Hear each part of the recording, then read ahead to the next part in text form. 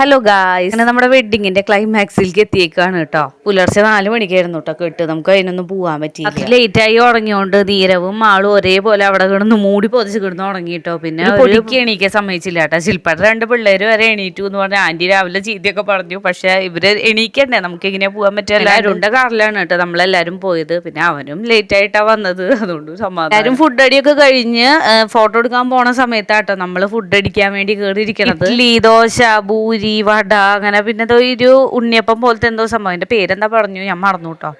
പിന്നെ പുലാവോ, അങ്ങനെ കുറേ സംഭവങ്ങൾ. നമ്മുടെ അവിടുത്തെ പോലെയല്ല, വേറെ ടേസ്റ്റും കാര്യങ്ങളൊക്കെ ആയിരുന്നു കേട്ടോ.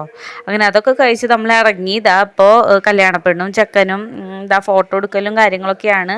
എല്ലാം കഴിഞ്ഞ് അവരും നമ്മൾ ഹോളിൽ എത്തുന്ന സമയത്ത് അവരുടെ എല്ലാം കഴിഞ്ഞ് ഇറങ്ങുക കേട്ടോ.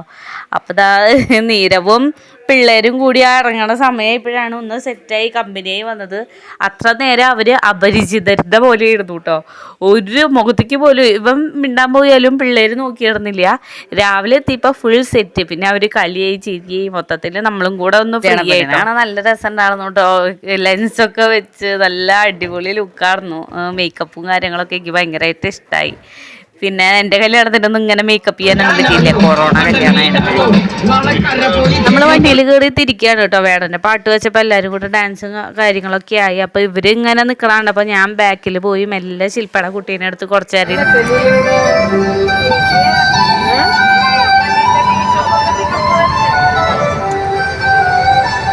ബാക്കിൽ സൗമ്യയും ആൻറ്റിയും ഉണ്ണിയൊക്കെ ഇരിക്കുന്നുണ്ട്. പിന്നെ നമ്മൾ കോയമ്പത്തൂർക്ക് വന്നു കഴിഞ്ഞാൽ എന്തെങ്കിലും പർച്ചേസിങ് വേണ്ടേ, അപ്പോൾ തുണി എടുക്കാനും കൂടി കയറി. അപ്പോൾ വീഡിയോ ഇഷ്ടപ്പെട്ട ലൈക്ക് ചെയ്യണേ.